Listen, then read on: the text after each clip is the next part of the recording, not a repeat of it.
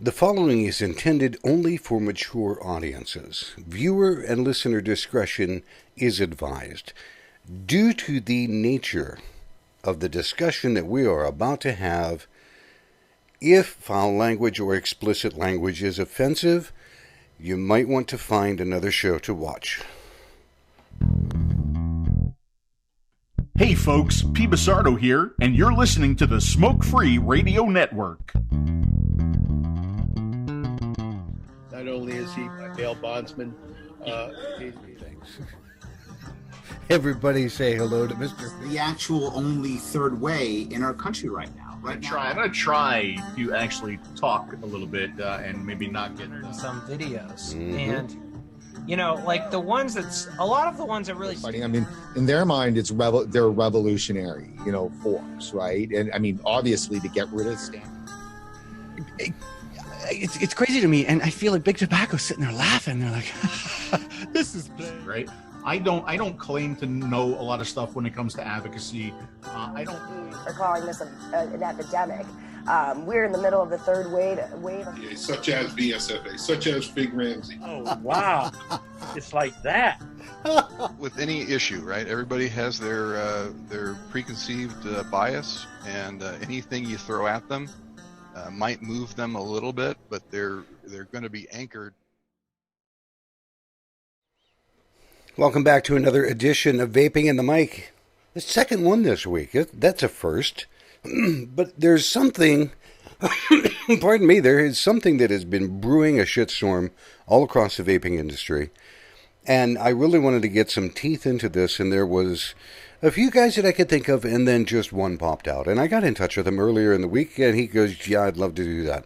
Before I bring him on the show, I want to show you what this guy does, okay? And then you're going to know. Matthew Elliot, followed by Jesse Alonso, or Tessie Alonso, I'm sorry. Good afternoon, everyone. My name is Matthew Elliot. I'm a consumer advocate for this industry. I would like to talk about the hypocrisy that has been spoken here today. Not only from false numbers that I've been hearing from anti-tobacco zealots, including those of Campaign for Tobacco-Free Kids who get funding through the MSA payment. Let's talk about the MSA payment. Let's talk about the fact that New York State is losing tax revenue, is losing bond payments, because people are choosing a 95.5% less harmful alternative to smoking combustible tobacco. This is supposed to be about public health. It's about blood money. Let's be real here.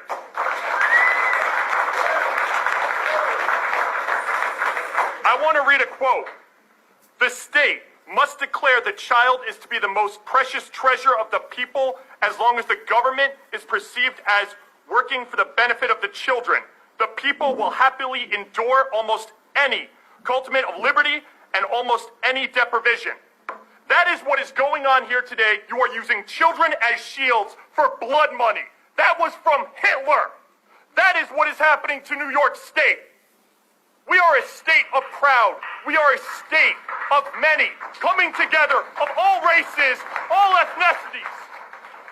And this is about blood money. This is not about public health. Andrew Cuomo is fast-tracking this to the point to get vapor products out of New York State, and I am sick of it. 20 seconds. We will not let this happen. We think, we vote, we think, we vote, we think, we vote, we think, we vote. Flavor Save Lives! Flavor Save Lives! I urge you to speak to the experts. Folks, that's what happens when you combine an activist and an advocate and a damn honey badger. You wind up with this guy. Everybody say hello to Mr. Matthew Elliott. How you doing, sir? I'm doing all right. Thanks for having me on. When I was thinking and sitting, and everybody is feeling the same kind of thing, to where we don't know whether to be pissed, cry, or shit apple butter. We're all sitting here in just frustration And I'm thinking, I know one guy.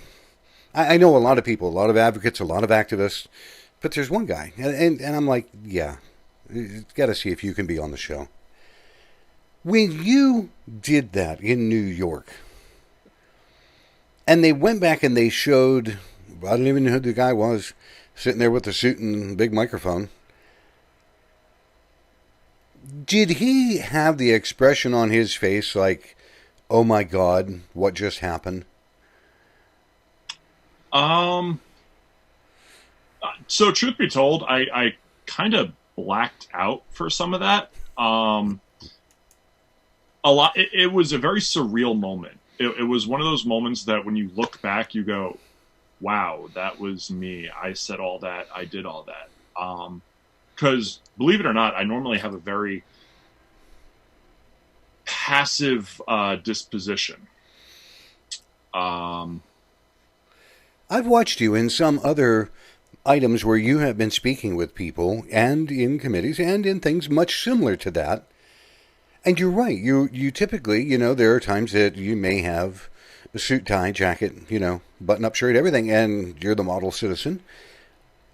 But you always have that demeanor that says, I'm here to speak business, and we're going to do that. As long as you don't interrupt me, we're fine. But what I saw in New York was like, oh my God, that's the guy that's on stage at some of the expos. That's the guy that when they hear shit from some tweaky little YouTube reporter snot that gets back in his face, and for everybody that's watching, I know you know who we're talking about. I'm not even going to tell you his name. It's just, he's a jerk. But it was odd. It was funny for me to watch that. Simply for the fact that there was no remorse on your face at all. And I'm glad there wasn't, really. They needed to hear that. Yeah, so little funny story about this. I can't exactly give all the details on it, just simply because I don't want to get anyone in trouble. But I reached out to someone the night before the hearing, and I said, "Any advice?" And they honestly just kind of were like, "I don't know. This is bad. I almost think that you should get arrested to get attention on this." And I turned around and I said, well, I don't have any priors since I turned 18, so I'm okay with this. And it was kind of just, all right, we're going to play this out by ear. And so halfway through the hearing, I messaged that person again and I said, so you still want me to get arrested? Because we are tanking. They are not caring at all. They are not listening to us. No, they won't. They are abusing their executive powers, and I know it's not actual executive powers, but they're abusing their authority, basically. Cutting times, telling people what they can and can't talk about. I'm like, all right, so we kind of need an impact here. And the person turned around and said, well, this is over at 5, so if you get arrested, they're probably going to hold you overnight. I said, well, I don't really care. So I normally have no idea what I'm going to say when I walk up to that podium or that table. I wing it completely. Because I believe in passion. I believe it coming straight from the heart instead of a written down thing. Mm-hmm. And I just thought, you know what? I'm going to mention the MSA blood money. I was talking to the guys in Legion throughout the entire time, and I'm like, someone get me that Hitler quote. Because this is exactly what is going on. And I believe someone said, if you quote Hitler, I will shit in the streets. And I'm still waiting to see that person shit in the streets. But they don't live in San Francisco, that's why. But, you know, it was just one of those things. It's like, I have to do something to make a big impact. So I said that, and then I wanted to bring up the MSA blood money. I don't know where blood money really came from. That was just kind of something that came off the top of my head. And I went through with all of it, and I've caught a lot of slack for it. People saying, I didn't look professional. Why am I wearing a hat? Yet the thing you have to understand is they had their minds made up.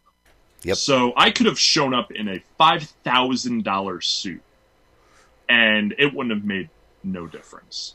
As far as why I wore the hat, well, for the longest time, Legion's been kind of operating in the shadows. We've been the silent protectors and vanguards of the industry. Now, I wanted to make that public. I wanted to let these people know that there is an organization out there that does a lot of digging and will find the truth. And so I wore the hat. I did have on a suit jacket. I did have on a button-down shirt. But they said I wasn't professional. I shouldn't yell at people. I shouldn't yell at these experts. Well, what I have to say is fuck that. When they are turning around and they are literally belittling an industry that is responsible for saving millions of lives simply because of greed, blood money from the MSA payments, and whatever else is behind the scenes, fuck that. Too long have we played the, I must be proper, I must play by their rules. Because they're not playing by rules. They're making up the rules as they go along. And I am not a suit. I am not a corporate person. I am not a,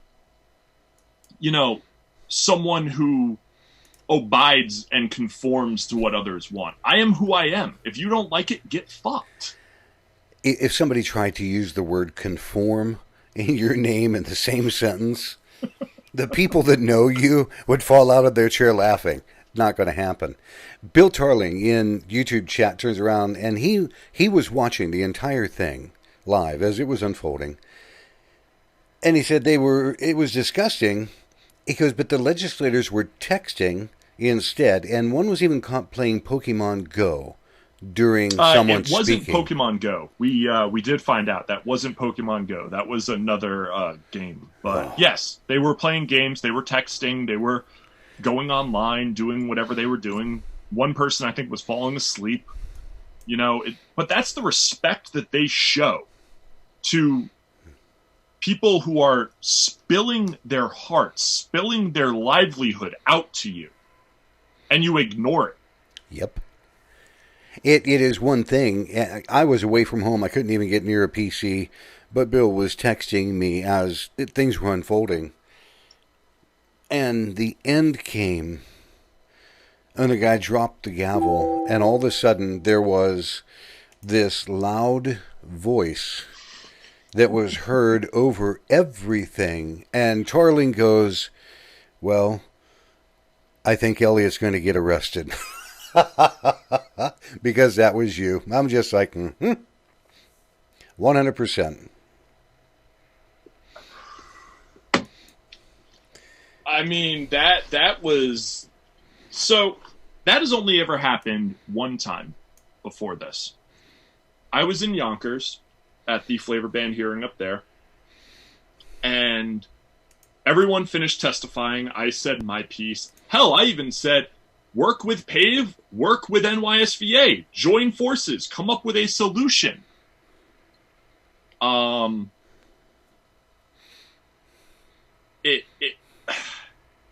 And I'm listening to one of the final councilmen, representatives, fucking whoever. I don't even care, because this guy was pathetic. Talk about how he's listening to these businesses talking about losing their livelihoods, and he's listening to these parents talk about the teen vaping epidemic. And while he understands the importance of the business, he's going to go on the side of public health. And I just lost my shit at that point. I knew it was coming. So when the next person started talking, from being a scientist, a chemist, whatever, working for Big Pharma, ties with Big Pharma, it was just one-sided. So I stood up, I yelled, this is corruption, this is disgusting, and I stormed out of Yonkers. Not the most professional moment in my life. But what did that do? News 12 followed me out the door and got an interview asking what I thought about everything that was going on. And they aired me talking about the black market THC cartridges. There is a method to my madness, somehow. This was one thing that I used to work in corporate America, okay, large company. And we had someone come in to talk to us about conducting ourselves in meetings and things like this. And somebody asked, they said, if you're in a meeting and somebody utters something that you know to be false, or it is a meeting that you can no longer tolerably sit in a comfort zone of truth, what do you do? And this lady says, at that moment, you have to make a decision. Are you going to stick with whatever narrative and BS is going on, or are you going to hold to your values? The guy says, I'm going to hold to my values. She goes, then if you are drinking a can of pop or you have a cup of coffee, you pick it up, you stand up, and you say in a huge loud voice, I'm not going to tolerate this anymore, and you throw that thing across the room. Don't hit anybody, but smash it against the wall, and then walk out. Right. Because people will know at that point, that's exactly when you left the room, and you were not party to anything else that happened after. And that's what you did in Yonkers. Yeah. I mean, I knew it was gonna fail. I knew they were gonna pass it. But I thought, if nothing else, let people know that there is passion, there are emotions in this industry that you're not going to be able to control. I mean, we're talking about an industry that, now, for the record, I have no stake in the industry. Correct. I am not working at a shop. I am not working at a manufacturing company. I'm not working for a distro.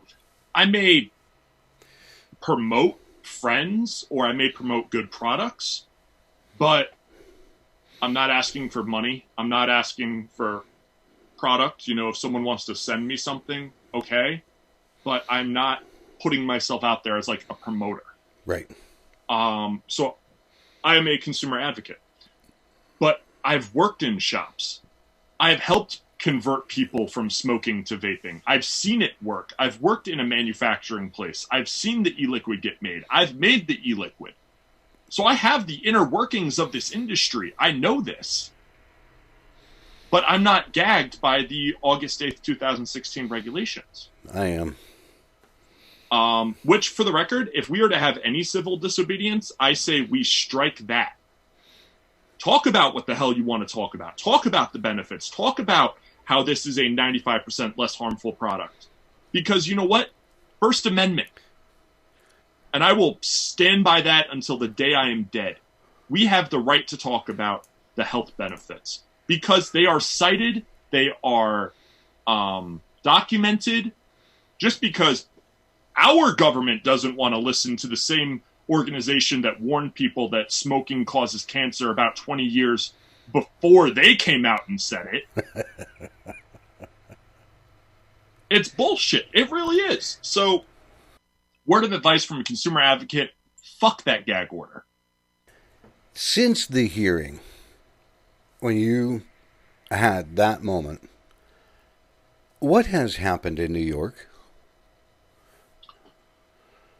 All right. So they did put in the flavor ban. And it was effective immediately, correct? We had a grace period.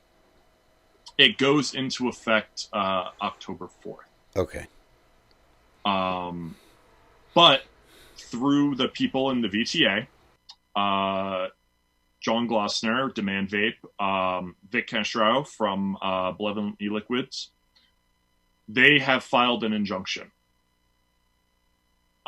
So we hope to hear something about that. I believe Matthew Salter posted a overview of what it was on his wall yesterday. I've watched some of it. But the damage has been done. Friends that I've known are talking about closing shops. Good business people I know are talking about closing shops, and they are doing it for the right reason. They are in this industry for the right reason. They are doing this for the cause. They believe in this product. I'm watching shops convert into head shops just to stay open. And I understand the reason for it. I do. I do but too. When I see a shop that was focusing on conversion and step down process and doing everything the right way now see them putting rolling papers and bongs and pipes, and it breaks my heart. It honestly, it breaks my heart, but I do understand the need for it. It's better to stay open, so if and when this gets overturned, they're still there. It started in Michigan, and Michigan went for a complete flavor ban, and they had like a 14-day grace period. And then New York stepped in. And then other people started to talk about it. And then Michigan came back and went, well, it's immediate. Well, yeah, so the thing you have to understand about His Royal Majesty douchebag Andrew Cuomo, the governor of New York State, he doesn't like being second in anything. He doesn't like being the guy that has to follow a trend. When the day after the governor election, Cuomo's office tried to initiate a flavor ban, including manufacturing, including possession, and a limit of how many mills you could have on you. I remember. And that got ruled as unconstitutional. That got ruled out, and it didn't go anywhere. Yeah, I remember that someone, if I'm not mistaken, from the New York chapter of Smoke-Free Alternatives took a 60 ml bottle in to show these people, you're saying if I have more than this, evidently these people thought that what they were saying, well, if you're carrying X amount, and they were thinking it was like a gallon jug or some shit, to where if you had 260 mils, you'd go to jail. I'm like, what the hell is this? And New York has been horrible. But you started in Michigan, you got into New York, Massachusetts banned everything. And he did it immediately. And they have, I don't know if this is actually true, but they have authorized state police to go and knock on the door. Hey, you got to take everything off the shelf. Yeah, we are looking at a police state in Massachusetts. Massachusetts got slammed. Yeah. My heart bleeds for them. I cannot imagine living. I would be arrested. I would lose my shit if I lived in Massachusetts. And there's some great people in there. Yeah, but no. And not for nothing, John Nathan has done an amazing job of dealing with all of the issues up there. Yep. And to see this happen, and for the record, these are coming from executive orders. These aren't going through litigation. This is not going through Congress. This is not going through Senate. This is governors turning around and fluffing their feathers, puffing out their chest, and going, "This is my will. I demand that this happen." And it goes into effect. And it's what people are saying. There was no legality, no due process, no voting. It's a police state. Hi, I'm here. Take it down or I will arrest you. And you know what I say to that? If you have the money, get arrested. Yeah. Get arrested. Get it on video. Use it for PR. Because that is bullshit. That is something that we as an industry have to fight. And it's all because of the MSA blood money. We are looking at states, millions and billions of dollars in debt. Yep. And the MSA does not default. It cannot be defaulted. So it rolls over to the next year. That's why there's this huge attack on vaping. We have to understand something. And I've gotten into arguments with people about this for the past couple of days. They want to blame Juul. They want to blame Blue. They want to blame the tobacco company vape products. They want to blame them. They want to throw them under the bus. Let me explain something. Like it or not, Juul holds the largest market share in the vaping industry. When you turn around and say Juul is bad, what these politicians are hearing is vaping is bad. What they are hearing is vaping is Juul. That's the reality. And let me tell you something about Juul. Juul cannot sell products for 5 years, and they are perfectly fine. They have billions of dollars. They don't have that many people working for them. If you turn around and blame Juul, if you turn around and, make Juul the bad guy, guess what? Juul turns around and says, hey, I'm the bad guy. We support the ban on flavors. We support the ban on where these products can be sold. We support the ban on everything. And they look like the heroes. And all they're doing is backing up their own narrative and their own business model. Exactly. Bill Tarling out of the YouTube chat has said the disgusting part about things is the temporary trial period, which is like whatever they're saying, 30 days, 90 days, 4 months. No shop can endure that. Nope. No shop. It's a trial period, but it's a lifetime. Yeah. For a shop. You remove flavor products from a shop, that shop might as well shut down. And that's it, too. And Bill also said, and now that the flavor ban precedence has been set, more states and areas will ban vaping faster and faster, and I agree. He and I talk about this an awful lot. And he said the U.S. CDC has become the greatest global plague. Other countries are now restricting or banning vaping based on the CDC fabricated reports about vaping being the lung illness crap. And this is where the states are all coming up. Well, we have to save the kids. We have to save them from this horrible lung disease. For all the people that are listening, watching, or otherwise, and granted, we are more than likely all vapors or in the vaping space in some related form. But I keep asking people, and I asked this to my father-in-law. He represents Joe Public to me. And I said, Mel, look, if vaping is so horrible, and it's been around notoriously since at least 2011, why in all these years didn't you hear anything about any lung illness from people vaping until None. 3 months ago? None. Why in the UK, where they have about 3.5 million vapors, that is endorsed by Public Health England? Yeah. Why have there been no incidences? The one incident I've seen was blatant in the headline: vaping spice K2, illegal product vaped. Go to a vape shop, don't buy off the street. That was basically what it said. So why is it in America there's such a big problem? Oh, well, that's simple. Public health care versus private health care. Let's be honest. MSA contracts. That's why. It's about blood money. At the end of the day, everything attacking vaping is about blood money. Yep.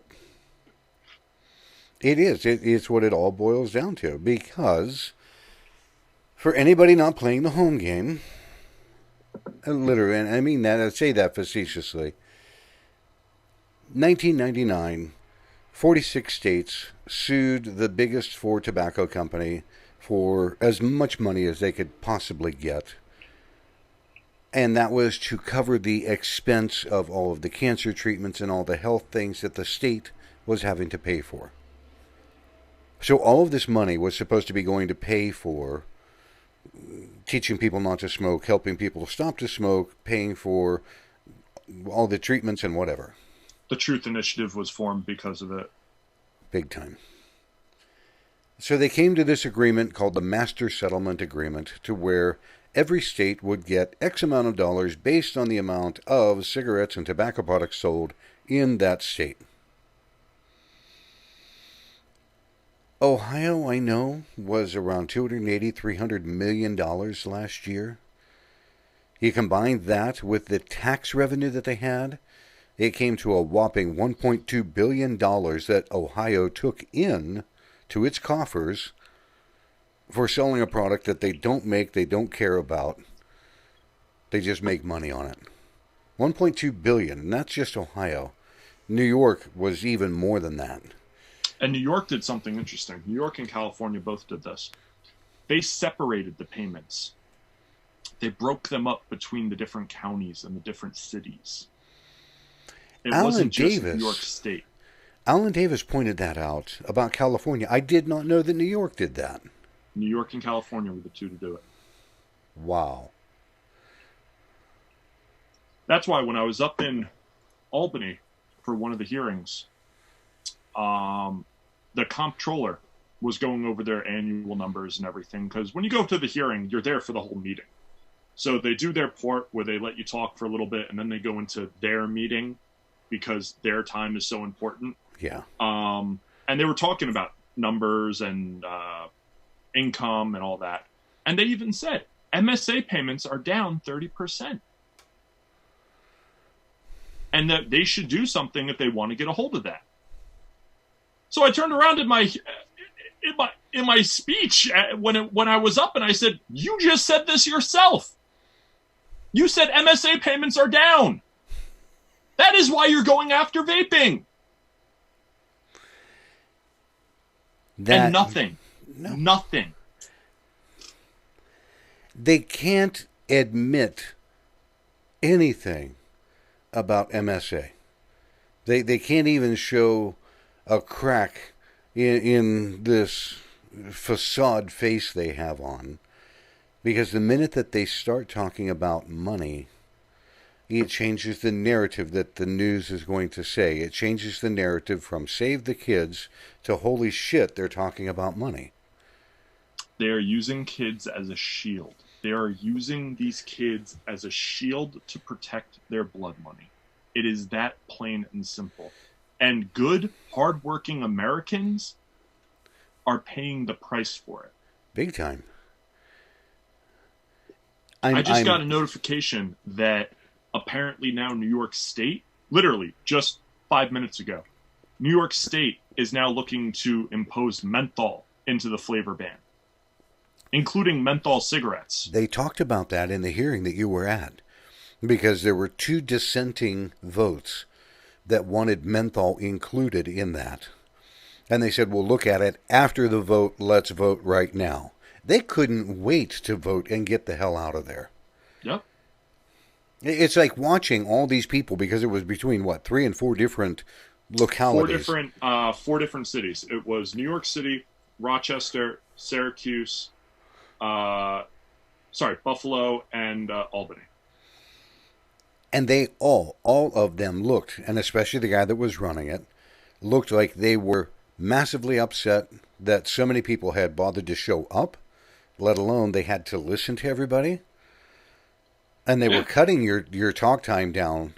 I wish that I could remember. Bill Tarling, if you can remember, we're going to lose the census or something. They were in a race.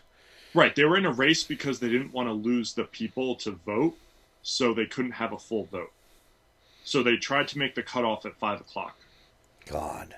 They even turned around and wouldn't let shop owners speak. They said, if you're here with multiple people, one person has to talk. Yes. And they said, if we have people stand up and say the same thing, it's redundant. We've already heard it once. We don't need to listen to all the other people. Right. Fuck you! That's our time! That is our time to exercise our First Amendment right. Fuck you! And this is exactly what they did. They railroaded everybody. Well, we've still got so many people. We're down to a minute now. And I swear to God, the guy that was, you have 20 seconds. Really? 20 seconds this, you bitch. That's why I just kept going right over him. I didn't give a fuck. I was ready to flip the damn table.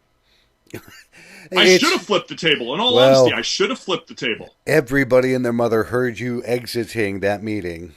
Because, like I said, even Bill Tarling goes, I think Elliott's going to get arrested. I'm like, yeah, I think so.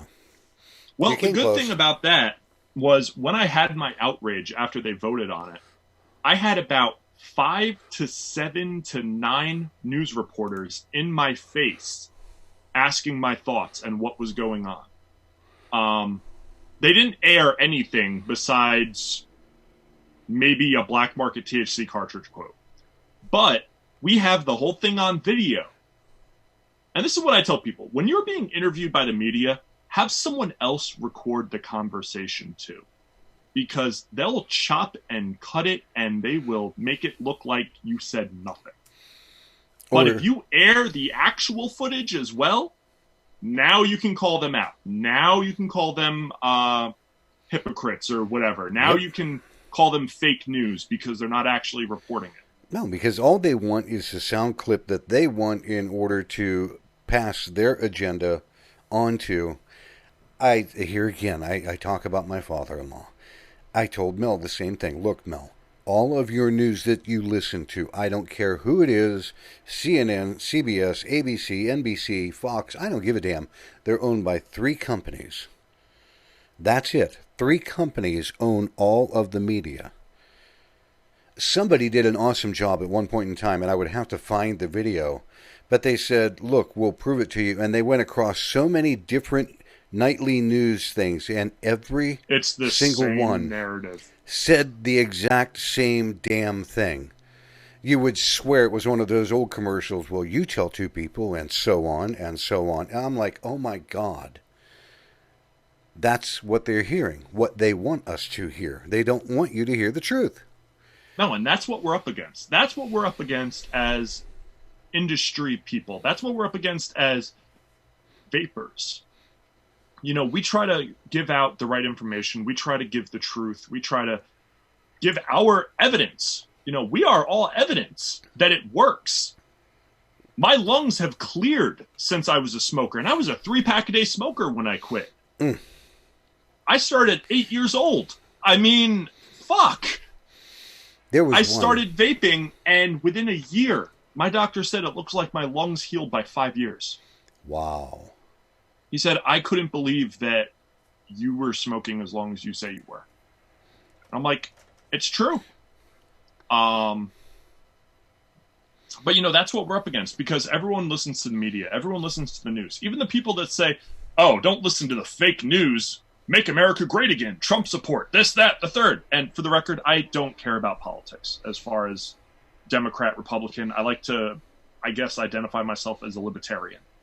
But you can't turn around and say, oh, don't listen to the fake news when you're listening to the fake news. That's all you're listening to.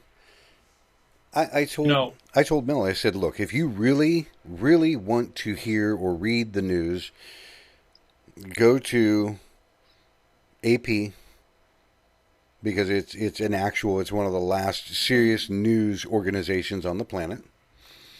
I said, or go to BBC and go to England and look on their website, because you'll read about things truthfully from United Kingdom that are happening in our country. And they're laughing at us. They're laughing at us. My friend who works at the vape shop that I go to, he was in the UK for a music tour that he was doing. And he's a vapor. And he said, they are laughing at us. They think we are the biggest bunch of assholes in the world because we are making up shit about illnesses and deaths. I mean, he said, if this country is a country that has been known to make,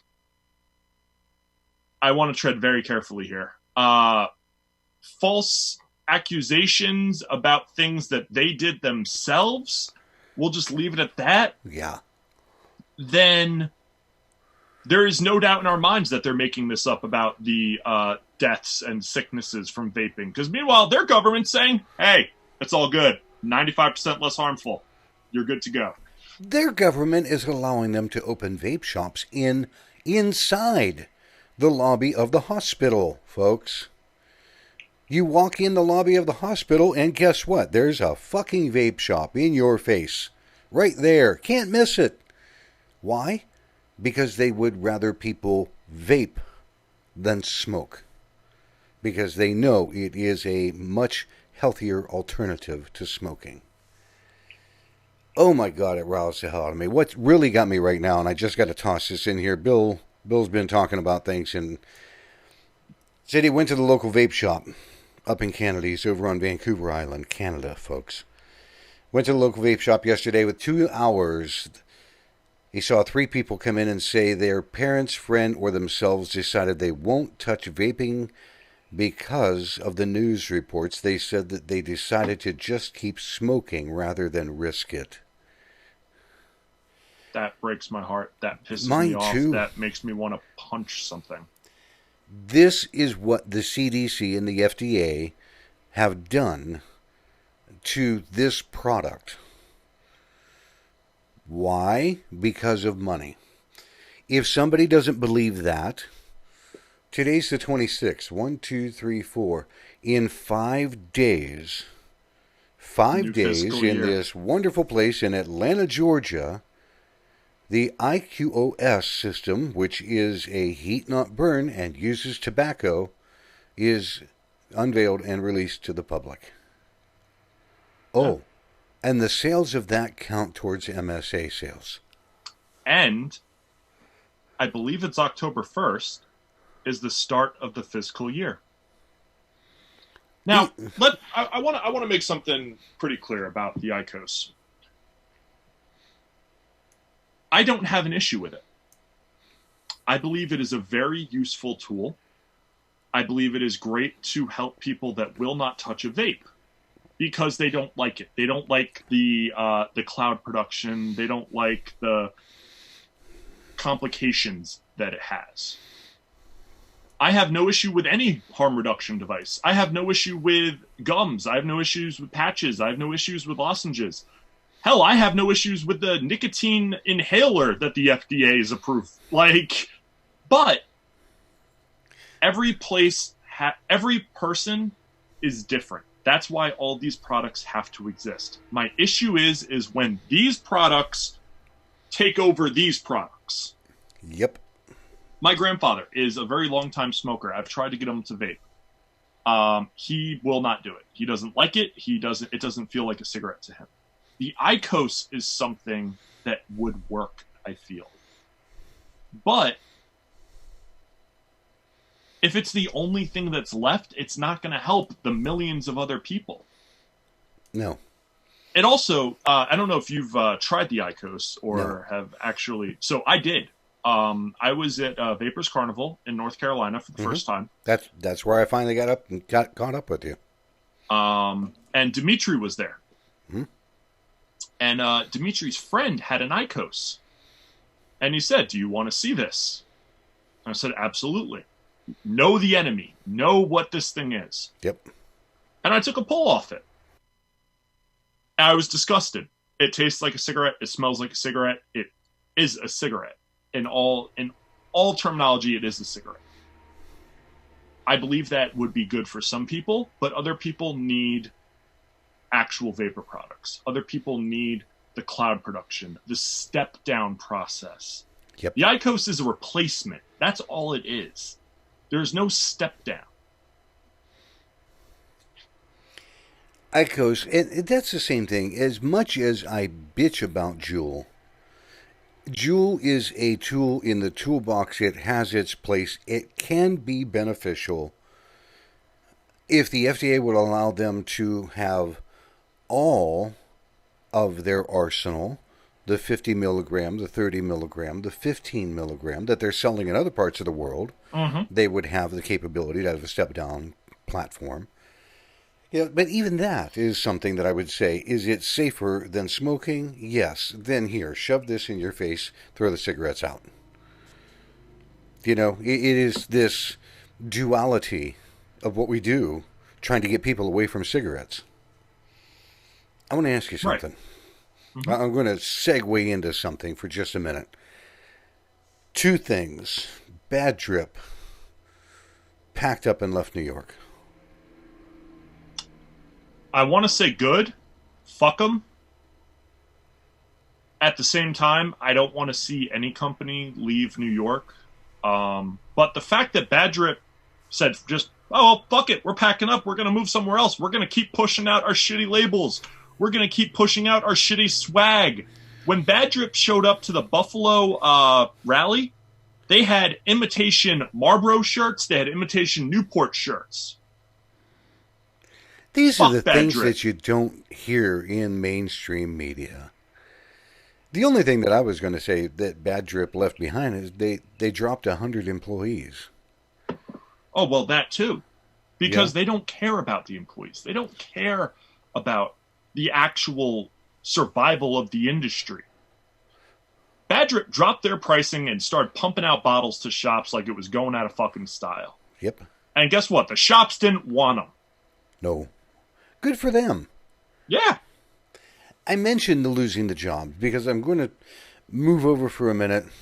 Rhode Island has now signed an immediate flavor ban. Immediate. Yeah. And we have some you can tell that she does not care at all about losing any of the vapor jobs whatsoever. Screw you. You're shut down. 4 months. Done. Now. But there's another article that she turned around, and this is a quote, because they were talking about friends and neighbors. The article was about the lottery system that is stationed and homed in Rhode Island, and they're thinking about pulling out of Rhode Island. And the governor said, we're at the risk of losing 1,000 high-paying jobs. That's what's at stake here. There are only 3 companies in the country capable of running lotteries, and the only one was founded in Rhode Island. I say we root for the home team. There would be massive disruption and risk with switching to another vendor, never mind the livelihood of 1,000 of our friends and neighbors. Hey, bitch. How about all the people that you just wiped out? You wiped out their savings, you wiped out their livelihood, you have now given them no reason to make money. You've taken everything away from them. You wiped out Giant Vapes. Fuck you. One of the last good, wholehearted companies out there from the beginning. Fuck you. This is what gets me. Never mind their livelihood. Another thing she said, and this bothers me because I did hear this, I heard it or read it. She said, we'll let them have tobacco. Let us? Let us. Bitch, I got a couple things I will let you have. I'm sure. I'm not even going to touch that. I don't. Nope. Let us have tobacco. Who the fuck do you think you are? It's it, too. This is what is happening time and time again. Virginia, the governor said, well, I'm now thinking about it. Ohio has a piece of legislation that's been introduced because DeWine goes, well, I'm going to think about it. And in Illinois or Indiana, it is becoming a massive shit show. It is happening just as we said it would. Once New York and California fell, the rest of the states were going to get in line. Michigan was not supposed to be the first fucking state to do it. It was supposed to be New York. That's why the pissing contest started. Did you see her interview that morning?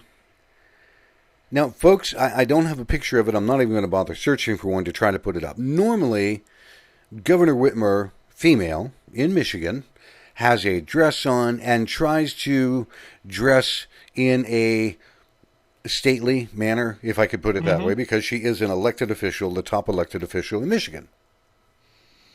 She did this interview.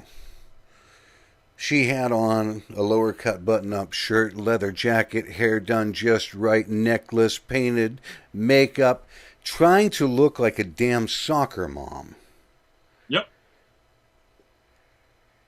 Yep. 24 hours previous, here she is in this stately garment, and she does this interview on the day that she wants to release this, and she dresses like that.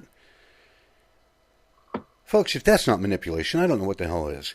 And I only brought up Rhode Island simply because, here again, here's a governor saying, well, the 1,000 jobs that go to the lottery, we really have to worry about those. But all you people that vape, fuck you and die, shut your doors down. Yeah. No due process. We're seeing this happen in many states, and it's going to keep happening. There are a couple of states that have stood up and said, no, we're not going to do this. But it's only a matter of time. When every other state does it, it's only a matter of time. That's why I urge people, call your representatives. Let them know, hey, this is going on in all of these states. What's going on here? I am a constituent. I am a voter. What is going on? Vaping saved my life. It has worked for me. It will work for millions of other people. What is going on? Are you banning this? Remember, I vote for you. Yeah. Somehow they have lost sight of the fact that they work for us, the people, and not themselves, the grandiose ego behind the desk. Connecticut, same damn way. You know, it is becoming, and what I Connecticut know, has the whole butt buddy system with New York right now. Yeah. Cuomo and I don't remember the Lamont. Yes. They are sitting down and talking. They are going to come up with a strategy. This is the reality. The states are working together to ban this industry. The states are working together to ban this life-saving product. Isn't that collusion? Yeah, well, when it doesn't work, when it works in their favor, no. Yeah. It's strategy. Yeah. When they lie to us, it's politics. When we lie to them, it's a jail sentence. What is going to happen? And I think, honest to God, this is me personally, I think all of the states that are doing this horseshit, two things. A, their tobacco bonds are in risk of default, and they don't have money to pay it, so they've got to force people back to smoking. That's the first one. But the second one, I believe they're all in a foot race with the truth. Because what happens right now, if somebody came out and definitively said it was not nicotine vaping that did it. They don't want to be the asshole state to do it. Here's this cartridge of THC. This is the culprit across the board. The states don't want to jump on it, and they don't want to let it pass either. They're trying to they're playing a dangerous game right now, and they're playing with the lives of millions of people. This is a game that involves the THC industry as much as the vape industry. Because another thing that Connecticut and New York are doing are they're working together to come up with the legalization strategy. And you got to look at the reports of the original places where these black market cartridges popped up. They were all in states that either just legalized, have legalized, or are thinking about legalizing THC. But you can't blame THC if you're trying to legalize it. So what do? You blame vaping. Yeah. And then, of course, President Trump's fucking interview and fucking press statement, that definitely didn't help. I haven't even watched a lot of that. I've read bits and pieces about the whole thing. It was horrible. It was absolutely horrible. It was disgusting. It was him not knowing what the hell he was talking about. It was him just going on and on and on and on and on and on and on, just saying it's not good, it's not a good thing, people shouldn't do it. And then after the White House phone lines get bombarded for a couple of days, he makes a tweet saying basically, well, I like vaping. I think it's okay for people. We just have to make sure it's safe and kept out of the hands of our kids. Fuck you, dude. Yeah. Fuck you. There is so much back and forth that is going on. If somebody could literally sit down, I was trying to roll through some of the stuff that I have. There were two articles that came out the same day, the same time. It's from Boston. It was Channel 4 CBS Boston. The first headline, and this was on their website, I took a screenshot of it at the very same time, September 24th, 2019 at 7:08 p.m. And the other one was the 24th at 11:50 p.m. But the first one that was at the top of their site says, vape stores fear Governor Baker ban will put them out of business. Well, no shit. It's going to. Yeah. But the second one that was just kind of buried underneath all of that, Home marijuana delivery approved in Massachusetts. I shit you not.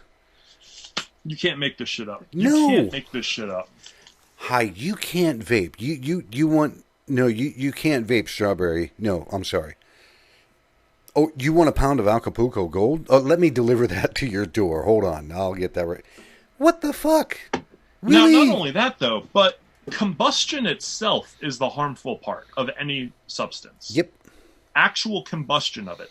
They made it so you cannot even vape THC cartridges. Legal THC cartridges. But you can go smoke them. Yeah. Go figure on that. I don't even want to think about that. And then the congressional hearing. Oh, yeah. Let's... So that was interesting because I was flying back from Nebraska. I went up to Nebraska for a couple of days to work with some shops up there to spread information about the D.C. rally and, you know, try to have all the shops work together and try to prevent Nebraska from turning into New York, basically. But so I had a plane delay and I was sitting in the airport and I was watching this congressional hearing. Jesus Christ. For the record, every single person that was a health advocate or health professional who took an oath on the stand lied. Straight up lied. It was disgusting. Vicky Porter was the one that was standing up and trying to actually be the stand-up person for vaping. And she got attacked. She got demolished. And I honestly, for this Congress lady, I really, I don't care if I slaughter your name or not. You can slaughter the fuck out of mine if you want to. Rashid Tlaib, who the hell knows? And for everybody else, I apologize. But this lady turned around and she said, Ms. Porter, I was reading because I wanted to know more about you and your beliefs. And I respect that we all have different beliefs. And you call yourself a converted conservative and reform Marxist. Are you a conspiracy theorist? She said that to this lady during a testimony. And I think Vicky's response was perfect. Yes, it was. She said, my political views have no part of this hearing. Yep, I think my politics are entirely irrelevant to this hearing. Which is perfect. And she was winking at somebody that she knew up there going, hey, how you doing? And again, well, you're just somewhere. Are you two part of this conspiracy? Is there a conspiracy going on? All right, ease off. I don't know why you think there's a conspiracy. Oh, that's right. Normally the people that claim that there's a conspiracy are part of a conspiracy. Yeah. And this, folks, happened in D.C. Yeah. Congressional hearing, not Senate, correct? Yes, these congressional hearings have become a complete joke involved in the vape industry. For somebody to say, and she asked, can I reply to that? No, you don't have a right to reply to that. Well, excuse me, Queen Bitch, I'm sorry. When did you become Lord and Savior? And then she turned around and said, my truth is that I quit smoking with vaping. Honey, you didn't quit smoking. You're still vaping. You're still smoking. No. Who the fuck do you think you are? And I had this same thing happen to me. I went to a Suffolk County Health Committee hearing. A Suffolk County hearing. Now, I've worked with William Spencer in the past. He's the chair of the Health Committee. He's the one that we worked with to get rid of the flavor ban in Suffolk County. So I went there in support of legislation. They were saying that they were making, they were increasing the fines and going through all this. And I went up there and I said, you know what? I would like to thank Dr. Spencer and this legislation for doing this. And I got told, so I'm confused. You say you quit smoking, but you're still vaping. So you didn't really quit smoking. What?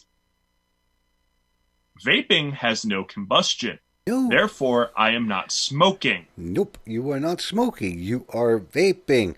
It's why it's called a vapor product. I read that too. Bill Tarling put a link up to the news if somebody wanted to watch the congressional hearings and watch what was going on in all of this on YouTube. I'll cut and paste it over into Facebook here in a little bit, but I could not believe what had happened in all of that, because even Vicky Porter, and I'm going to take a minute because I want to read this in a correct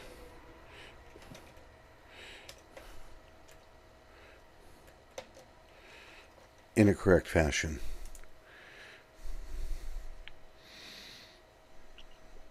No, sure. Now I can't find the damn thing. But even she said that the whole thing was nothing but a farce.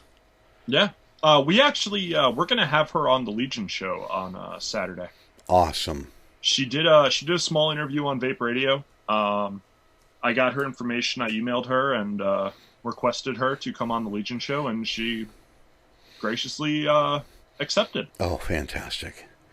I did not get a chance to listen to Vape Radio. Simply because I've got so many damn things going on at any given time. I haven't had a chance to listen to it either. I'm hoping, but I heard it was really good. I'm hoping they have a replay. And they do. It's on their Facebook group. Cool. I'll make sure to go look that up, because I know that Rod asked very straightforward questions and thoughtful Rod kinds straight of up things. says it how it is. I love Rod. Yeah, he's got a good sense of humor about it too. We need that. We're hoping to get Vape Radio up at the DC rally. That'd be nice. Now, when you're talking about the DC rally, yes, this is for United Vapors Coalition. Yes? This is the United Vapors Alliance. Yes. Thank you. I couldn't remember offhand.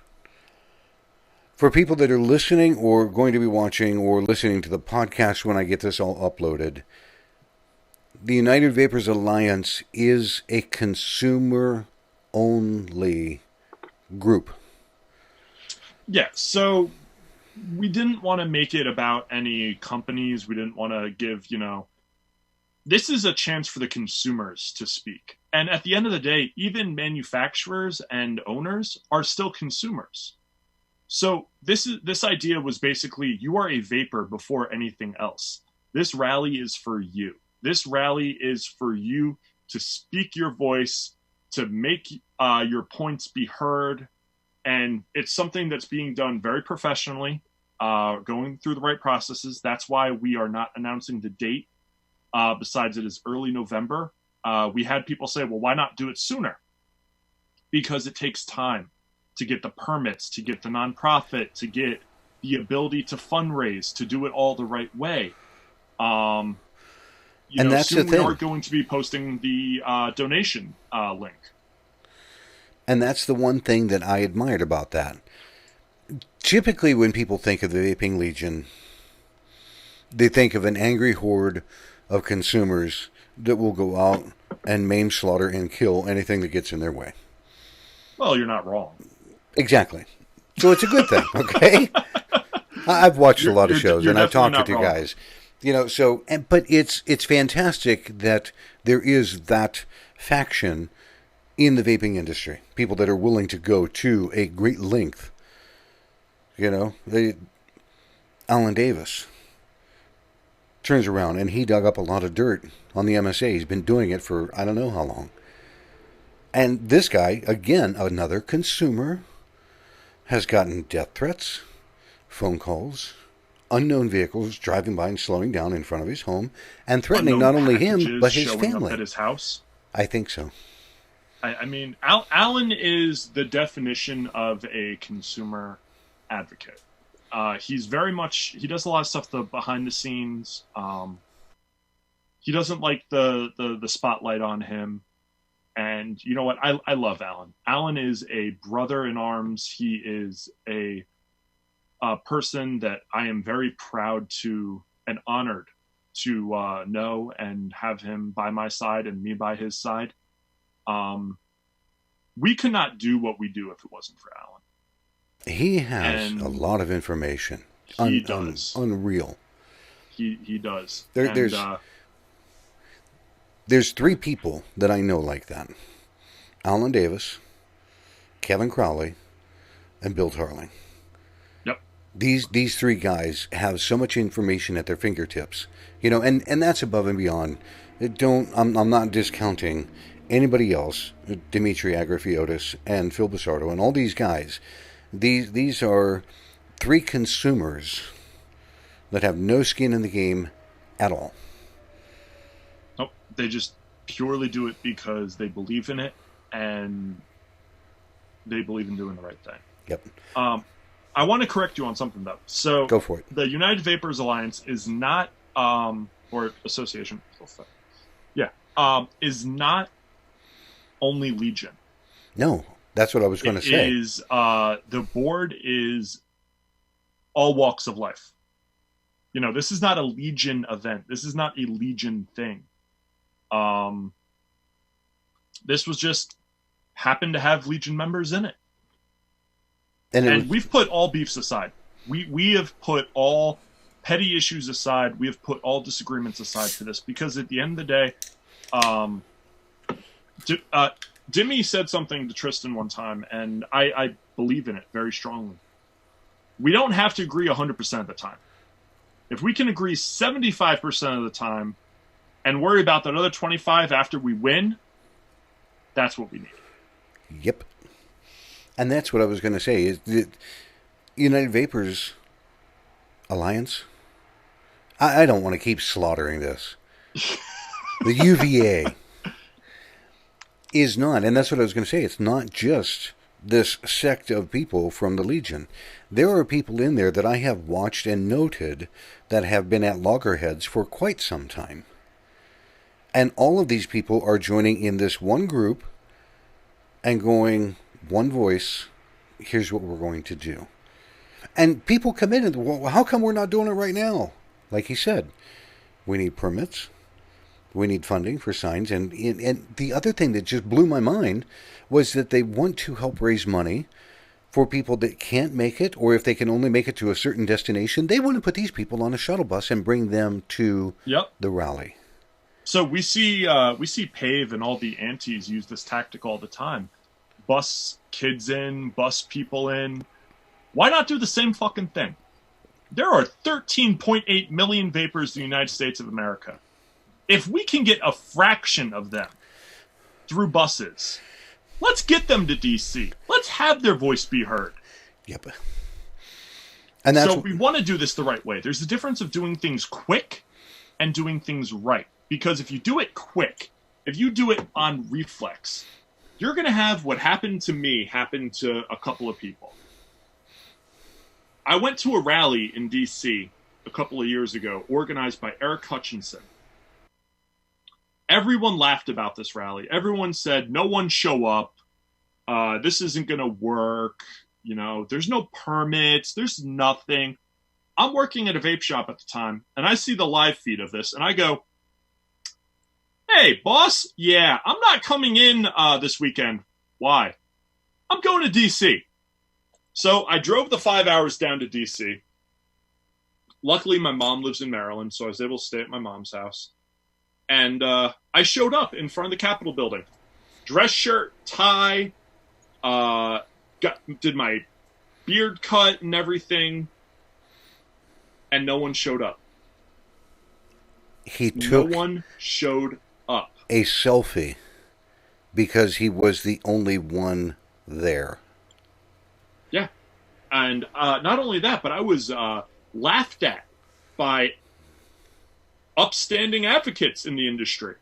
Oh, look at this idiot showing up. We told him no one was going to show up. I don't want that to happen to anyone.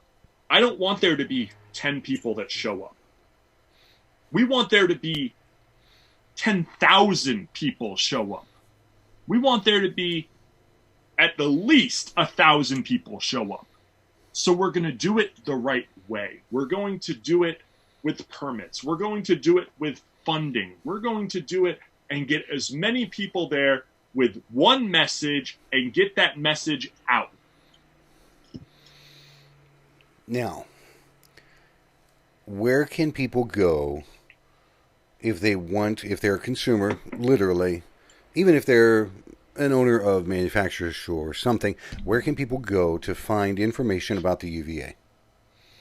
So we do have a website. I will send it to you in chat so you can post it.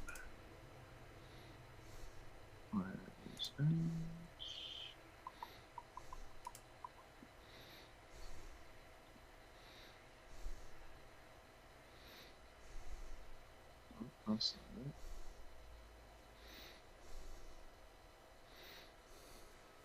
That's not it. God damn, how many fucking...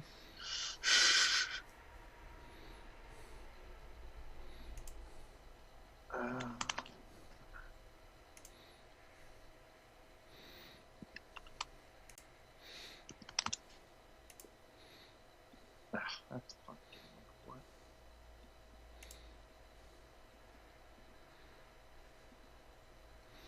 Give me 1 second. I'm working with an old Mac. You gotta love technology. When it works, it works. When it doesn't, it doesn't. Bill Tarling sent me a clip, and I want to check this out. You may hear a little bit of it at the very beginning. Oh.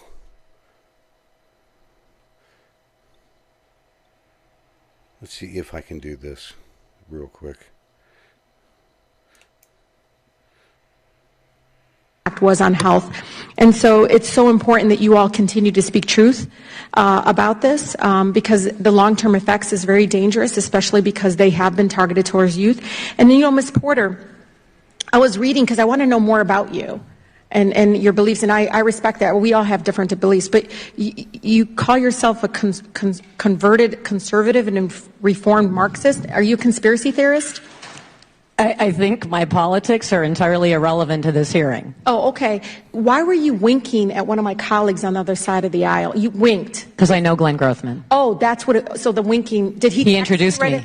Oh, he's a friend of mine. Okay, I understand. I didn't know what the winking was, because I thought maybe there was something like a conspiracy thing going on there. I didn't know. You think there's a conspiracy in this hearing, ma'am? No. I actually think people are speaking truth here, and you can provide information. May I address the truth? No. Well, the truth to you is very different for the majority of people in this room who do believe that children are being targeted. The truth for me is I quit smoking with these cigarettes, and so did 8 million other people. Ma'am. You're still smoking. I'm not smoking. Thank you. And I'm not lying under oath. Order, please. I'd like to recognize Congressman Connolly for 5. You believe that shit? That is absolutely disgusting. That literally makes my blood boil whenever I hear that, whenever I see that. It literally just makes my blood boil. That was in Congress. That was in a hearing, a congressional hearing. And this lady trashes somebody that is there to speak because they're exercising their right to do so. And we have this condescending bitch doing what she did. Really? This is what America is coming to? I don't think so, folks. I'm not going to boil the hell out of my blood, but... Bill Tarling was able to get the website before I could. Did he? He's quick, man. I'm telling you what. Bill's quick. Thank you, Bill. I don't deal with a lot of the website stuff. I'm honestly doing like 20,000 other things and just pop in here and there. All right, is everything going good? Is everything going good? All right, cool.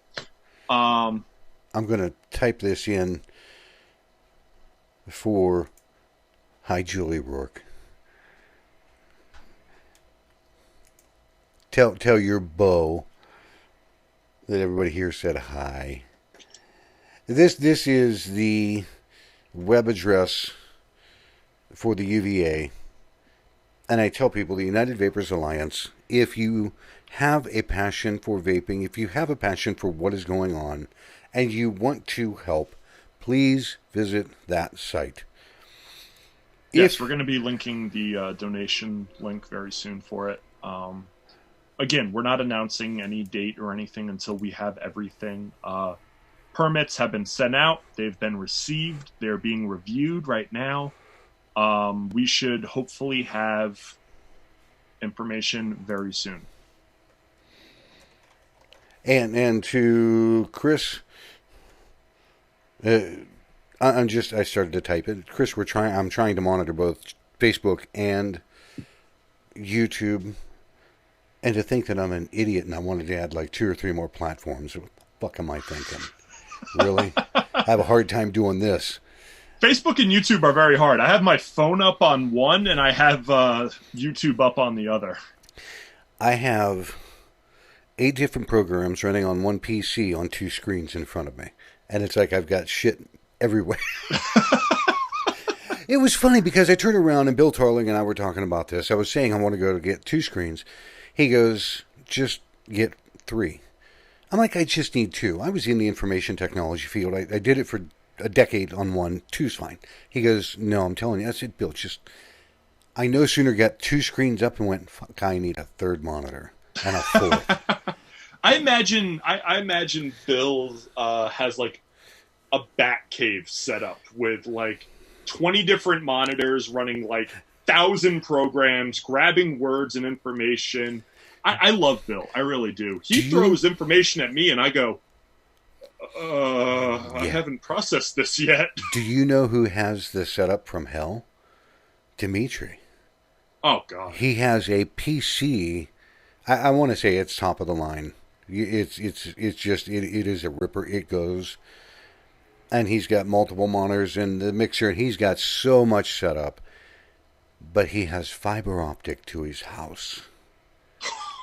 I'm like, oh my God. If that's not serious, I don't know what is. Wow. That's why he has stuff and can just pop stuff like that. He runs a program. I run OBS, and a lot of people do, because it's free. I like that.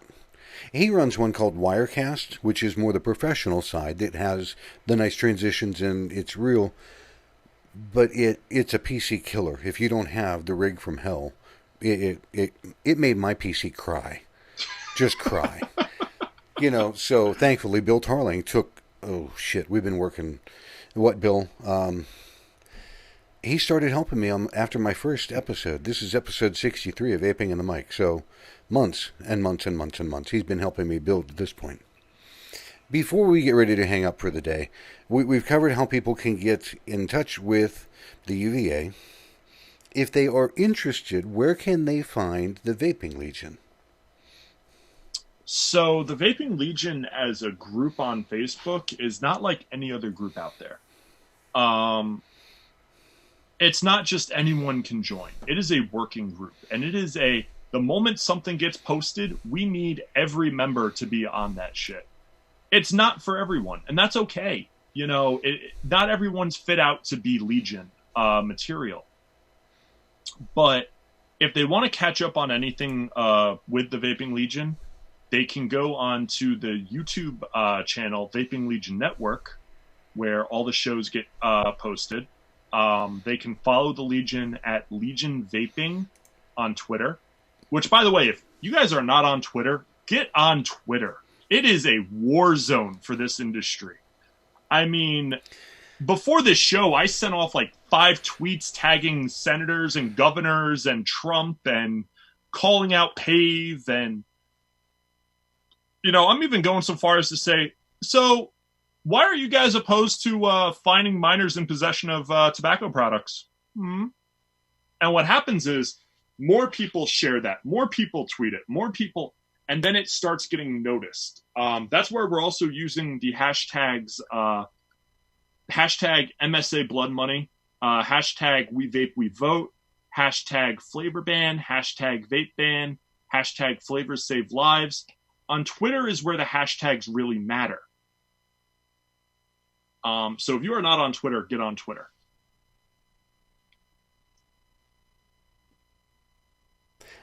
I wish that I could find this stuff that I remember seeing. I get overloaded and my brain gets polluted. There was, between Kevin Crowley and the Surgeon General, they've been going at it now for a while on Twitter, and the Surgeon General quipped back because it was a proven fact. It was a study done by Dr. Farcialonis, and again with Dimitri, and it was basically put out, if you take the flavors away, 70% about of people that vape would go back to smoking. And that number was related to the Surgeon General. Mm-hmm. You know, so you're taking flavors away, you're going to create... And the Surgeon General quipped back. He goes, well, you've got tobacco-flavored vaping products. Why don't you try using those before you go back to cigarettes? And it's like one of those fuck you stabs. It really was. And, you know, I've seen industry representatives get asked that question, and they don't have an answer for it, or they don't have a good answer for it. The answer is very simple. Using flavored vapor products disassociates the idea of smoking with vaping. If you only have tobacco flavor, we're looking at a group of people that have quit the hardest thing in their life, probably, for something that is new to them, that reminds them of the thing they tried to quit. That doesn't make any sense. It's the equivalency of someone that's in recovery for alcohol being only able to drink non-alcoholic beer and non-alcoholic mixed drinks. That's the reality. If you only have tobacco-flavored e-liquid, you're just going to get fed up and go back to smoking. Mm-hmm. And again, I wish I could find all of the things that I see and read. Dimitri had an answer for him. And if somebody can find it and post it either on YouTube or Facebook or both, the synopsis was, well, you, Surgeon General, who are pushing an NRT product like Nicorette, I'll ask you a question. Why isn't Nicorette tobacco flavored? Why is it fruit flavored? He goes, I'll wait for your answer. I'm like, oh my God, it's so true. Why is there no real tobacco? Why is Nicorette's biggest seller anything but tobacco flavor? Because adults don't want to try a tobacco flavor when they're trying to quit smoking tobacco. Exactly. But Dimitri, he, wham, put it right out there. I'm like, that's awesome. Plain awesome. Oh, see, I'm sitting here sweating. I'm so pissed. Well, welcome to the life of me every day. I literally have to sit here because I don't work for the industry, and I spew and I spew and I spew, and it's just like, ugh! The worst thing I ever did was when they announced the federal flavor ban, that it was a possibility. The worst thing I ever did was I watched 2 movies back to back. I watched V for Vendetta, which, if anyone has not seen V for Vendetta, I want you to watch it. I want you to equate everything that's going on as the vape industry in that movie. And then I watched 300. Oh, good movie. And if that doesn't make you want to kick open the White House door and scream, I don't know what does. I was ready to run out of my door, run to D.C., and just barge in the White House door. And you can't do anything. You're powerless because we as a society, this goes all the way back to the beginning of the formation of the school programs, the model of school. We as a society have been taught to sit back and do as you are told. High schools were set up for people to work in factories. Do what you're told, do it right. That's why you get judged on not if the information is 100% correct, but how you did it. Indoctrination. That is why they don't want us to be free thinkers. Yep. And we as society have fallen for that trap. People don't know that you can just call your representative and say, hi, my name is so-and-so. I'm a constituent. I would like a meeting. They don't know that you can do that. The guy that I interviewed, Jason Osborne, Representative Osborne from New Hampshire, it was one of the most profound things, and I'll tell you just a quick story that goes with it. I saw Lindsey Stroud put up a picture of him at the podium speaking about vaping, and the people that were in the background looked like they could give two shits less. And I made a stupid reply, too bad the people behind you don't look like they care. He replied, he goes, those are actually staffers doing their job. He wasn't pissed, he wasn't condescending. I said, I need to talk to this man. I don't know him from Adam. I sent him a thing, a chat in Facebook. I said, I really appreciate you returning that. Would you be on my show? He goes, absolutely. I was floored. And he comes on, and he's very well spoken. He used to live in Toledo, Ohio, and moved to New Hampshire because he wanted to homeschool his children, and Toledo in that area would not give him any credit for homeschooling his children. He said, screw you, I'm out of here. But he turned around and said, people that are for an agenda get to speak last, and they don't have to say the truth. They can say whatever they want.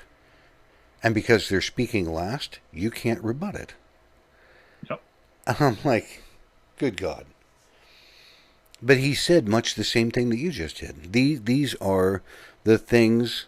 He asked me after the show, he goes, did your son go to college? I said, Alex really looks at college as something that is a waste of money, because you go and you get this 8-year degree and then you can't get the job that you spent 8 years schooling to get, or at the money. He goes, good for you. He goes, don't do it. I mean, there were so many things that this guy said, but it was just unreal. Absolutely. Because he's telling people the truth. That's a smart man. I would encourage anybody, even if you don't listen to a damn thing I say in that show, in that episode, Representative Jason Osborne. Jesus, now I got to go and look it up. Clip it down to just what he says and listen to what the man is going to tell you, because it's a show that was just unreal. I learned more in that one show about politics than I'd ever known in my life. And he had no reason to come on the show other than just because he's a vapor, he's passionate about it, and he wants to help people do things. And I'm like, these are the things you just don't see. No, because people forget that these politicians are citizens of the United States of America. They are average Joes that have taken an office to represent the people. That was their job. They took this job to represent the people. And we have fallen so far from that. It is so refreshing to speak to a representative that is still a person. They are not a bureaucrat. They are a person. They have the same beliefs. They have the same interests. They're not making a spectacle of it. And Bill Tarling put a link to that particular show. It was New Hampshire Representative Jason Osborne. Bill, thank you for putting that up there. It shows that, yes, we can. But the one point that you said, people forget that they can actually call. In New Hampshire, by law, he has to list his home phone number for the people in his district, and they're allowed to call you 24 hours a day. You are elected by the people. And his phone rings, he has to answer it, even if it's at 3 a.m. He said that's only happened once or twice. Because somebody was either tipsy or whatever, and they wanted to rant for a minute, and he picked up the phone and he spoke with these people. But you're right. This is what we need to do. Get in touch with your state and your federal representatives. They represent you. If they are voting against any vapor ban, stand up and tell them, hey, thank you. You're doing what I would like you to do. If they are voting for it, go, hey, I voted for you because I thought you were a nice person. Right now, you're not being a nice person. I can't vote for that again. And tell them you're a one-issue voter. I think we need to take that a step further. I think we need to demand, not ask anymore, we need to demand that these politicians do the right thing. These politicians need to act on behalf of their constituents because we put them in office. For example, His Royal Majesty Andrew Cuomo. As far as I know and what I've heard, he's not running for governor next year. Gee, I wonder why. He is apparently in a race between him and Whitmore for vice presidency. Whoever they get signed on to is going to tank. And this is the reality. Because he's not running next year, he doesn't care what happens. So it's not enough to say, we won't vote for you next year.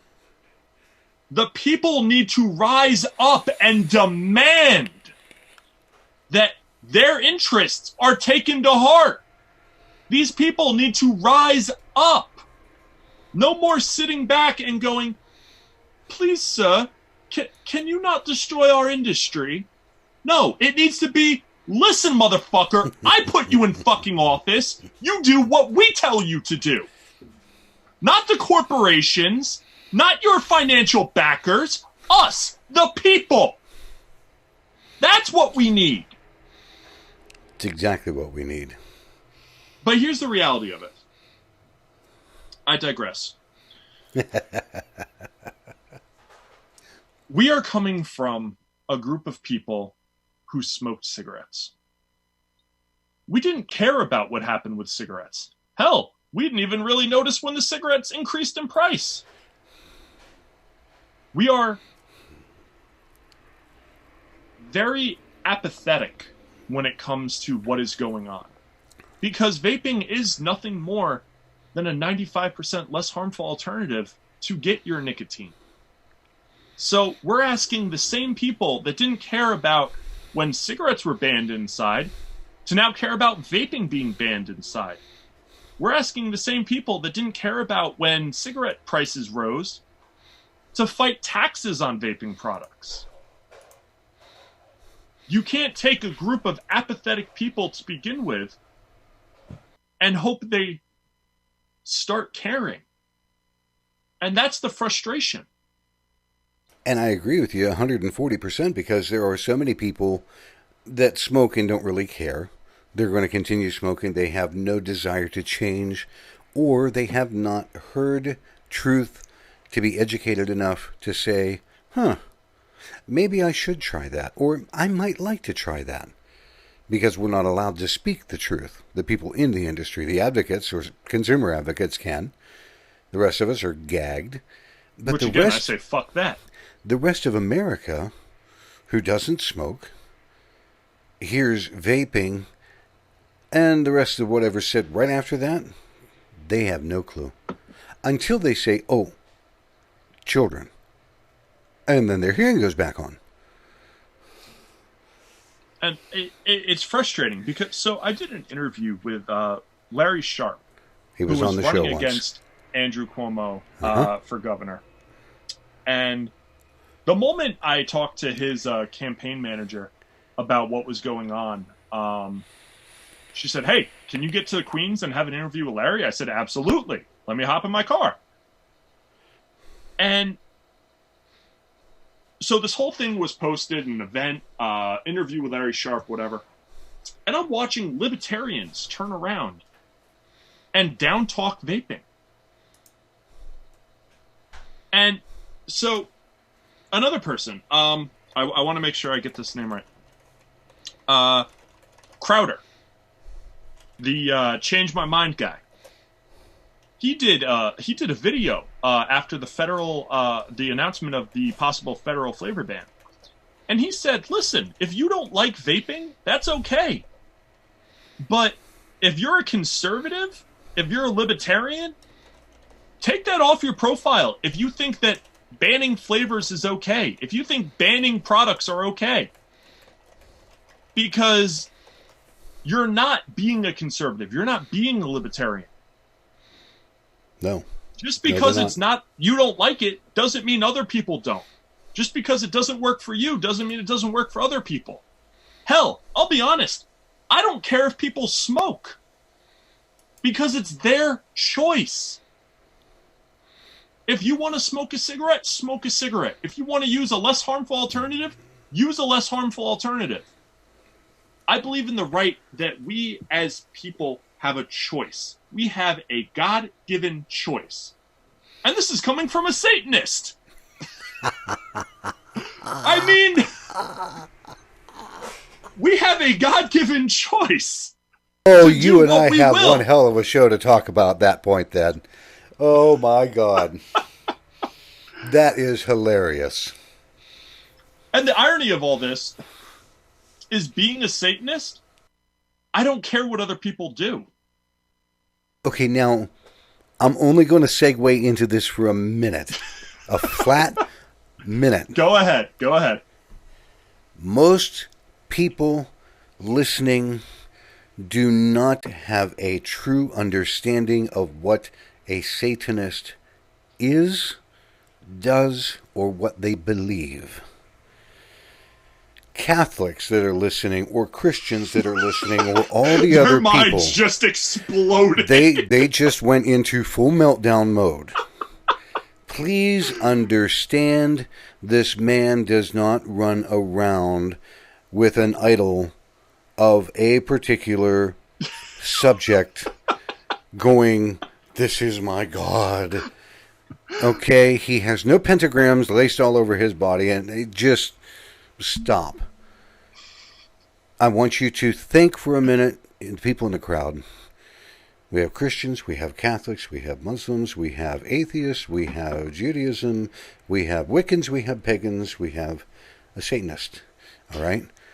Let's take all of our theologies for a little while, set them aside. Because right now, it's okay, they don't matter. We all believe in something. Well, technically, Satanists actually don't believe in anything.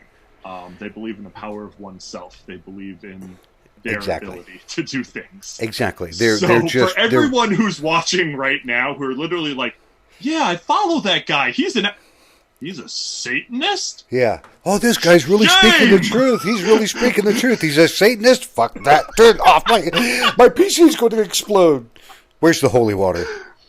I just lost so many followers. I just lost so many people. But you said it best, honestly. The thing about vaping is people of all religions or anti-religions or whatever, this has connected all of us.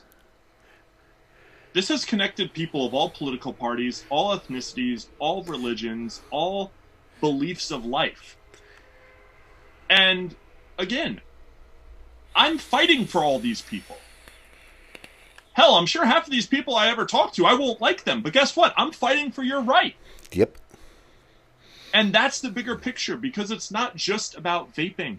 This is about our right to choose. I mean, hell, I wish the hashtag My Body, My Choice wasn't already taken. Because in reality, that's what this is. We are adults that are choosing what we want to put into our body. And we don't want to use cigarettes, we want to use vapor products. Yep. And that's the whole point here, folks. Regardless of what walk of life you come from, it does not matter. We are all fighting for the same thing, regardless of your race, gender, sexuality, theological background. It doesn't matter. We are all in this because we like our nicotine coming from a vapor product rather than burning a cigarette. Cigarettes never discriminated, neither should vaping. That's a very nice way to put it. Yes, Kevin Crowley. Flavored vapor products. Absolutely. All right. For people that are in or around New York, where should they go right now? What should they be doing? How can people help New York? Well, right now, if you're in New York, you need to call Andrew Cuomo and say, "Hey, what are you doing? Don't do this flavor ban. Don't add menthol to this flavor ban. And this is our right. We vape, we vote. Tell them your story. Contact your representatives. Let them know, hey, what's going on? We put you in office. And that's what you should be doing anywhere. Call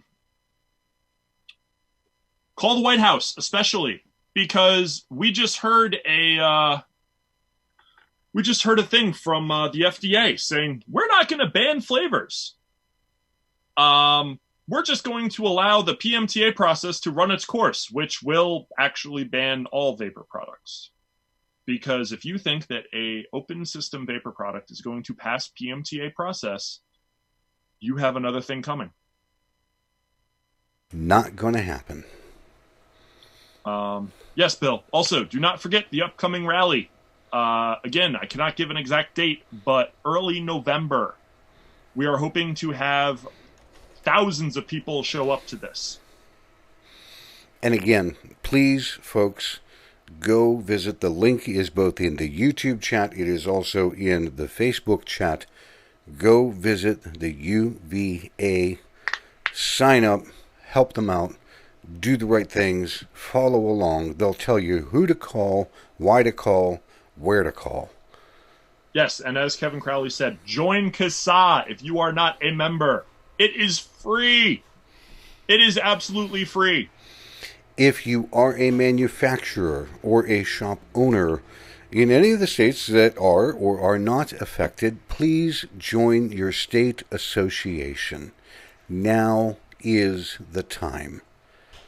It is past time, but if you have not done so, do so. Join your state association because they are directly connected to the AVA, CASA, the VTA. They are connected in somehow to, even SAFADA, they are all connected somehow to a larger national group, and every bit of traction that we can get is what we need.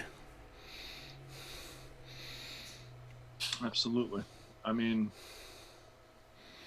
Christ, I've been fighting this for so long. It's crazy. You know, I watched some of the older advocates kind of step down, and they can't do it much more, and I don't blame them. I've been going at this head fast for 4 years now, 3 years, nonstop, no breaks, and it wears you out. It's draining. Yes. And what happens is we need more people. Imagine Atlas holding the earth up. That was his punishment. He had to hold the earth. What is happening now is you are seeing very few advocates holding the entire industry on their shoulders. It should be every person, and it needs to be every person. This isn't about one person. This isn't about me. This isn't about you. This isn't about any one person. Nope. We all have our part to do. We all have our strengths. Everybody can have their own ego, okay? We all have one. I don't care who it is. Mother Teresa had one, all right? But if you enjoy vaping, please set whatever your differences are aside for 5 minutes, make a couple of phone calls, send a couple of emails, get in touch with the right people. Everybody that vapes needs to do it, not just some. Every consumer needs to make their voice heard, or this is going to continue state by state by state by state, and then it won't matter if anybody passes the damn PMTA because there won't be anywhere to sell your product. And they'll ban online as well, I guarantee you. And you won't have anything.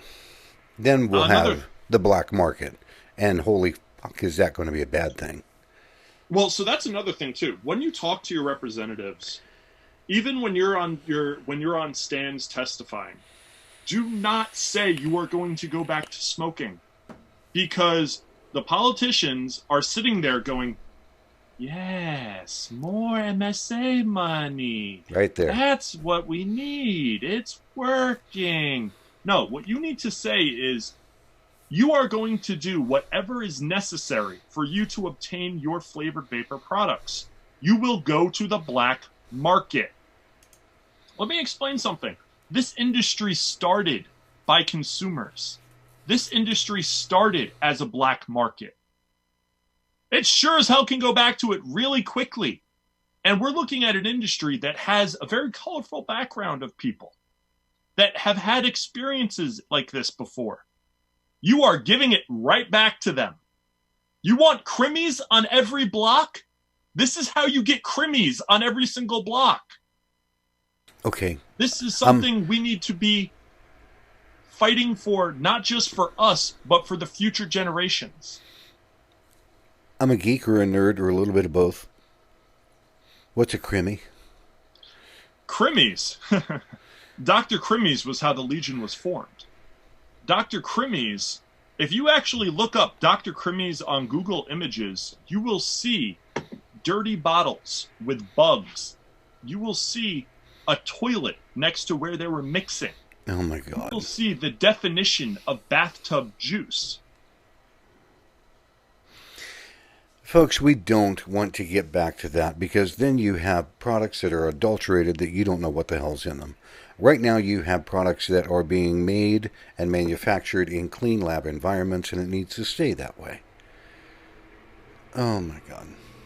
And Matthew, you got to understand, I'm the guy. I'm 51. A couple years ago, I kept hearing this number 420. What the fuck is 420? I had to go ask my son, Alex. I keep hearing this. What is 420? And he's laughing. He goes, you don't know. Alex, he goes, it means weed. I'm like, oh. And right about that same point in time, somebody said, oh yeah, I've got a dime bag. It's only $420. It's a dime bag. Why the fuck are you charging so much? These are the things that I don't know. What I just sent you is crimmies. There's a reason it is www.shitparticles.com. I don't remember who in the Legion did that, but it is forever www.shitparticles.com. I believe it. Matthew, I'm going to wipe out here. You go grab something to eat, unwind. Thank you seriously for taking time today. Thank you for having me. Anytime. I've been wanting to come on your show for a while. Yeah, I've wanted to, and it just now's the right time. It's definitely the right time. Folks, again, Matthew Elliott, they call him the Reaper. It's on his shirt, if I'm not mistaken. And I jokingly, but I was sincere, when I put the post out, I said, if you cross an activist and an advocate and some kind of animal that scares the shit out of anybody, sure as hell, what you get is this guy. And you saw it. You've seen it at the beginning clip, that this is who he is, but you've also been able to see the side of him that is the reasonable guy, that just has a passion for vaping. And that's the whole point. We all need it. We all need to become activists. We all need to advocate. We all need to speak the truth. And we need to demand the truth be spoken to the public. That's the biggest one. Okay, I'm going to wipe out here for the rest of the day. Thank you, everybody that's joined on both YouTube and also on Facebook Live. As soon as I can, I will get this up on the podcast, and you'll be able to check it out on any of your favorite podcast devices. Until next time, and probably only going to be a couple of days, I'm going to find somebody else because there's too much stuff that is going on, and we all need to stay connected. So you'll probably see a lot of me in the middle of the day. But, Matthew, thank you for being here today. Thank you for having me. I'll catch up with everybody again soon. Hope everybody has a great week.